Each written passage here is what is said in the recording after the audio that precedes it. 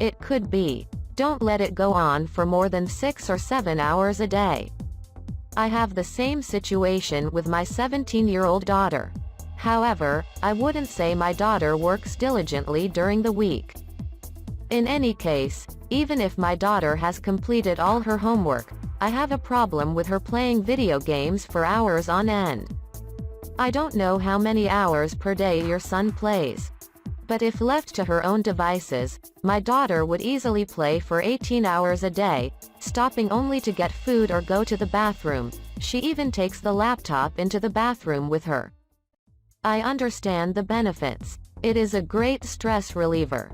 I remember reading how playing video games can even effectively relieve symptoms of PTSD. Also, my daughter plays online games with other players around the world. I can see how it helps my shy daughter to be sociable in situations where the stakes are low. She can tell jokes without worrying that if it bombs, she'll have to see that person she embarrassed herself in front of every day for the rest of her high school career. I would imagine it develops other intellectual skills. If it didn't, I don't think she'd be interested in playing. However, excessive playing can lead to a number of health issues. I regularly remind my daughter that her sitting in that position will cause her to develop back issues, which she already suffers from. In fact, her back pain and poor posture became such a problem that we have her go to a physical therapist. So now she has daily exercises to do. While playing, I remind her that she has to get up frequently. Stretch, walk around. She can't just sit in the same awkward position for hours at a time without a break. It's bad for the eyes. I have told her to get up and go look out the window. The blue light from the computer screen can interrupt the production of melatonin, especially in adolescence. I insist that she maintain a fairly regular sleep schedule on the weekends so she is not overly tired come Monday morning. So she has to turn off her computer at 10 p.m. If she wants to look at her phone, she has to use the blue light filter. Unless she has a sleepover, I get her to go to bed at midnight. As I said, if left to her own devices, playing on her computer could easily become the only thing she does. It would take over every other thing she enjoys in life. So I have to constantly and gently pressure her to do other things. Fortunately, she has many other interests. She loves various forms of folk dancing. So she practices frequently. She gets the whole family to practice with her.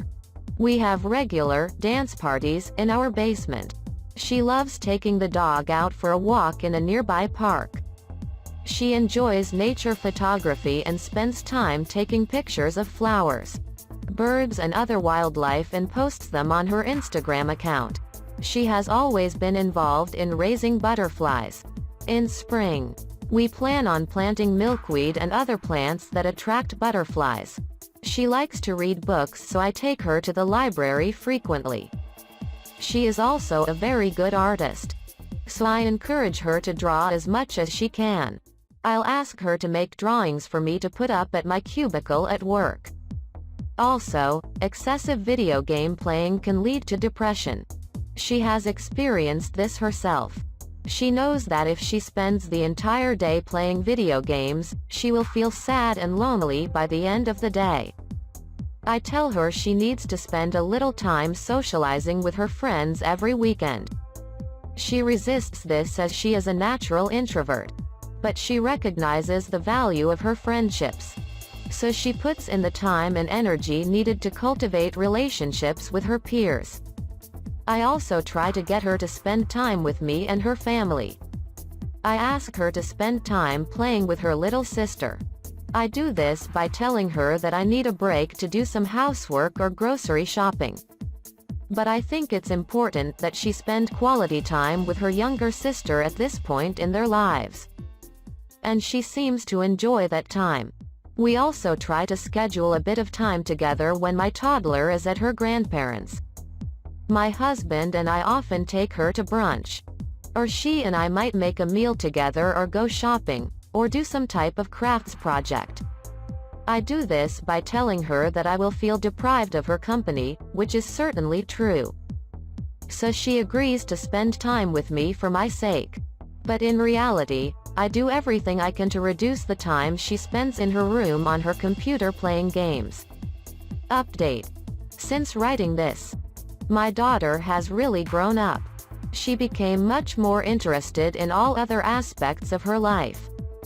She is very focused on fitness and health and engaged with her school, volunteer work, and her artistic pursuits. She has much more confidence in herself and has become very social. When we began sheltering in place, I worried that she would resort back to her previous habits. She received a new computer for her birthday that would enhance her game playing. I was concerned, obviously. But so far, it had not been a problem. We are sheltering with other families, so she can spend time with her best friend and her boyfriend. They play games together when her friends aren't around. She never plays by herself anymore. Instead, she just hangs out with her family, does a lot of photography, reads, works out a lot. She finds playing video games by herself to be boring and a waste of time. Video game addiction is a serious impediment for healthy development. I would encourage all parents to take it seriously. Teach your children to practice moderation. A little is okay. Too much is dangerous and unhealthy. No one needs to spend the bulk of their free time playing video games.